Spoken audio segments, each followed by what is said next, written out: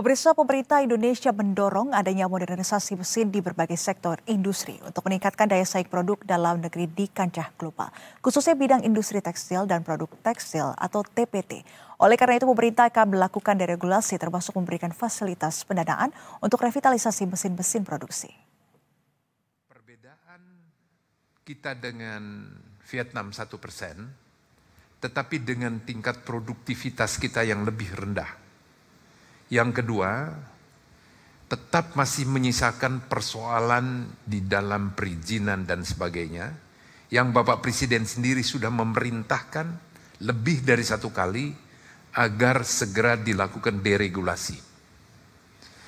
Sekarang yang menjadi persoalan adalah yang melakukan deregulasi adalah menteri-menteri teknis terkait. Ini satu PR kembali Pak Menko untuk barangkali Bapak harus mengorkestrasi kembali mengenai hal itu. Bahkan kata-kata Bapak Presiden sendiri mengenai berbagai pertek dan sebagainya itu sudah seharusnya dihilangkan.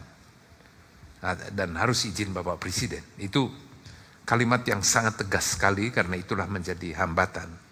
Nah ini kapan bisa selesai? Dan karena ini kan sudah perintah dari Bapak Presiden ini. Tugas Menteri untuk melaksanakan hal seperti itu. Ya pertama tentu kita lihat Vietnam. Pak Presiden melihat bagaimana Vietnam ekspornya bisa mungkin 2,5 kali lebih besar daripada Indonesia ke Amerika. Bahkan Amerika defisitnya lebih dari 100 billion terhadap Vietnam. Sehingga tentu itu menunjukkan betapa kuatnya Vietnam melakukan reform dan mengekspor produk. Nah, arahan Bapak Presiden juga ya belajar aja dari Vietnam. Nah, salah satu yang arahan Bapak Presiden yaitu deregulasi. Kita memang selama ini melakukan perlindungan terhadap industri, namun akibat perlindungan itu tidak semua industri juga bisa mempunyai daya saing. Sebagian besar juga ada yang tertinggal dalam pengembangan inovasi, pengembangan teknologi, dan juga memperbaiki capex. Karena namanya industri kalau permesinannya tidak dimodernisasi, dia akan kalah oleh pabrik baru yang baru dibangun. Nah itu bukan hanya dibangun di negara lain, tetapi di negara sendiri. Sehingga dengan demikian kekhawatirannya itu industri-industri tersebut tidak bisa bersaing di dalam pasar yang lebih terbuka. Nah oleh karena itu Bapak Presiden minta deregulasi dan deregulasi itu kemarin kita lakukan untuk berbagai sektor. Memang tidak semuanya bisa dibuka karena tidak semua industri kita siap Pak Enggar. Apalagi UMKM yang terkait dengan tekstil, produk tekstil.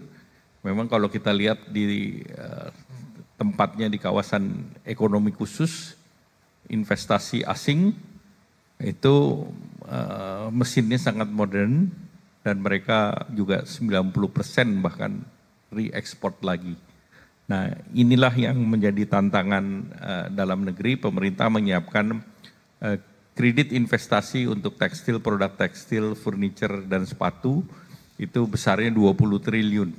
Dan itu dengan kredit model daripada kredit investasi 4 sampai 5 tahun bahkan bisa 7 tahun dengan bunga yang disubsidi oleh pemerintah, bunganya hanya 6%. Nah ini pemanfaatannya juga masih kecil karena kelihatan industri kita masih kurang berani mengambil resiko untuk merevisi ataupun merenovasi permesinannya. Pak Enggar belajar dari industri gula, kalau kita lihat beberapa industri gula kita itu seperti industri masuk museum, gitu. Mesinnya sudah lama sekali gitu. Demikian pula di industri baja, tetapi berbeda dengan di kawasan ekonomi khusus yang industri permesinannya jauh lebih modern, bahkan lebih modern di tingkat dunia. Jadi kalau Pak Presiden ingin ICOR, mengenai capital output ratio-nya berbagai dibandingkan investasi, Kemarin dilaporkan ke Bapak Presiden bahwa di kawasan ekonomi khusus, kawasan industri, ICOR-nya itu 2 sampai 4. Tetapi secara nasional kita 6. Jadi itu menunjukkan bahwa dari segi logistik, kawasan ekonomi itu bisa menjadi penopang perekonomian. Nah itu Bapak Presiden bahkan mengatakan dibandingkan dengan Vietnam yang punya juta hektar, kita masih lebih terbatas. Jadi itu salah satu PR juga Pak Enggar, kita mendorong industri kita lebih efisien, logistik kita lebih efisien.